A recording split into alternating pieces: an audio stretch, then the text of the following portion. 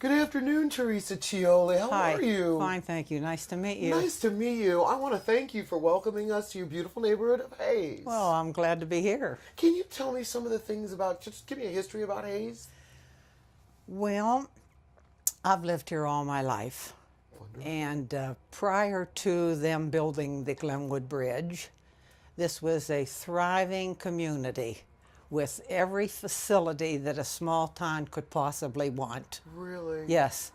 The neighborhood was filled with mostly Italian families, and mostly all of them related to each other. Great. So it was a good community with all the facilities, the banks, and the place to shop, and the pharmacy, and the barbers, and the New Italy Society where we used to have the festivities, and the August 15th parades and Right fireworks right here in this small community. But unfortunately, the Glenwood Bridge came through in around 64, 65, and just simply tore this little town apart. So you have 8 families on this side, a big highway, and then you have to go over like a big hill to get the other side of Hayes. That's right. So you're kind of disconnected from the rest of the Hayes community. Well, Are you forgotten about? no, you not think? really. It's nice here. Nobody bothers you. But the nice feature about it, we can get to downtown Pittsburgh in a very short amount of time. We can get to the hospitals in Oakland at a very short period of time. And we're strategically located. Well, it's a nice little secret. I know that you've got tons of green around here. Yes. That is fabulous. Yes. I think that's great. And it's a safe community of Is it what safe? really is left of it. Where do you see Hayes in 25 years? Well, I won't be here in 25 Oh, years. Teresa, say it's not so. Say it's not so. Well, I would like to see it like it used to be. Really? But that's not possible. No. That's not possible. You don't think that this could be, families could move in here in these green spaces? No, I don't think so. No. No, I really don't. No. Do you think that if you were to go to another neighborhood in Pittsburgh and you said, oh, well, I would love to have that in Hayes, what neighborhood would that be and why? I'll be very honest with you. I can't answer that because I am so used to how I've been living here in this community that nothing else really interests me. That's fabulous. No change at all is a beautiful thing if it suits your neighbors and you, and it looks like it does. It does. Beautiful I'm very happy and content here, and I do believe it's safe. That's beautiful. Yes. And you know all your neighbors. And I know my neighbors. They've been my neighbors a long time. So could you tell me about any landmarks you have here that are special? Well, our Catholic Church is a landmark. Is it? I was baptized in it. I went to the little school next door to it, which really is no longer a school, but it's a CCD facility. And I still go to the same church since I was baptized, and I will be buried from that little church. Beautiful, beautiful. So it's a well-attended church, and I'm content going How there. old is it? Do you know?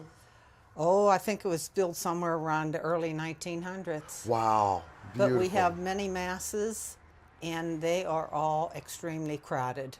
Really? Yes. So you have a great church community here. Exactly. And we also have a Hayes Methodist Church, Wonderful. which is not too far from there. And it's been there a long time also. If someone were to come out of town and you said, you know what, I'm going to take them somewhere here in my neighborhood, Hayes, where would that place be? I'd take them to my home. I know that's right, Teresa. I bet you're a great cook. That's what I would do. Take them to your home. That's right. You have a beautiful home, too. Well, thank you. And I bet you could cook. My huh? parents had it built because across the street from my home, my father had a business, which was a auto repair service and a service station. And it was nice to roll out of bed in the morning and go to work across the street. Across the street. And he continued with a Studebaker franchise. He was a franchise Studebaker dealer. So I was pretty hot stuff when I was I 21 years I of know age. you were. Driving all those Studebaker cars. You know, a different one every day. Exactly. I was the only one in high school who took a car to school back in 1951. And you were a woman too. Exactly. So that says a lot about your parents. So then when the Glenwood Bridge came through, the road here went right through the middle of his building. And that was the end of our business. Wow. Wow. How did they take the city came in? Did they offer to buy it, or was it eminent domain? It was eminent domain, but unfortunately back in those days, the laws pertaining to eminent domain were very antiquated. They did not pay you for the loss of business. They did not pay you for moving. And so it was a struggle to try to get adequately compensated. And it was a sad situation. My parents sat on the porch across the street and watched them tear apart something that they had built for 35 years. Unbelievable. So it was sad. Oh yeah. It was That's sad. grieving. But we ultimately moved up to Route 51 in Pleasant Hills, and we started another service station, an auto repair garage. And I worked in it with my 3 brothers and a cousin, and it was like a family business. Wonderful. So that's what I did. Do you miss having a lot of family-owned businesses here in Hayes? Yes. In both sides? Yes, exactly. This small community was all family. Family, the little grocery store and the pharmacy and the barber shops, and I miss that. That's not too much of that nowadays. I mean, I think it's nice to have the mall. You run to it, but it's not the same like a small community. Not like the mom and pops, are they? Exactly right. No. That's too bad. Teresa, I've had a wonderful time talking to you. Thank you for having us in Hayes in your beautiful, beautiful front yard. Face. You're quite welcome. I enjoyed the interview. Thank you.